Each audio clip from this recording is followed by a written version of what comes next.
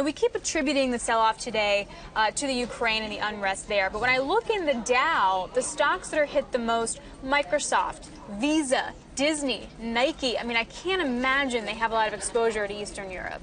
Well, it's interesting because I think the market does still have a bit of a scarred psyche. So my suspicion is these stocks are selling off more for psychological reasons, profit-taking, if you will, meaning that the psyche of the typical investor is still hearkening a little bit back to 2008. The trigger on the sell button is a little bit quicker than it was just several years ago. So I think, market dynamics in the recent run-up have been kind of weak. So it's not surprising that we're seeing some good quality companies, large cap U.S. equities, sell off a little bit. And how much of that, though, is going to be short term? We have so many traders, the shorts just getting really hurt over the last year, really. Everyone's been looking for that 10% correction. How much of that is baked in? Well, I think the pain trade is still up, right?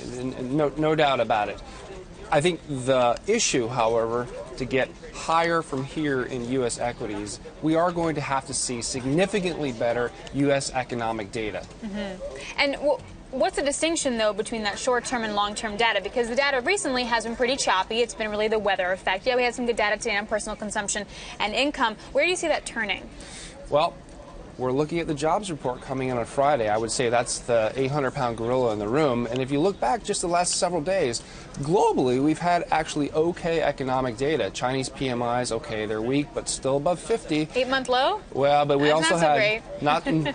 but also look at what's happening in Europe. We had much better inflation numbers come out of Europe. True. We did have good the durable goods orders in the U.S. and new home sales were pretty good last week as well. So overall, actually, the shift just in the very near term has been a little bit better in U.S. economic data. So does that mean you're taking a look at today? Would you be more constructive? Would you be buying those large cap U.S. equities like a Nike and a Microsoft? Well, I think today is all about the Ukraine. And I think what happens in a scenario like the Ukraine is it basically confirms my bias towards U.S. equities. The risk reward for large cap U.S. equities after something like Ukraine is pretty obvious.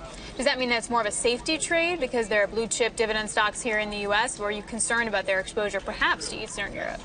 I'm not concerned about their exposure to Eastern Europe because a lot of exposure externally for these companies, the large cap U.S., is basically from Europe, our major trading partners, Canada, Mexico. So what happens in Ukraine obviously we're still in perhaps inning one of Ukraine, so we don't really know yet. But so far, it has been contained. And we have about 30 seconds, but I did want to get your take on the other assets that are really moving today, like gold and like the treasuries, especially in the 10-year. What point do that safety trades peak out? Well, I think what's interesting in the 10-year is actually kind of the converse of what everyone's thinking, which is, okay, so there's a bid for the 10-year because it's a safety asset.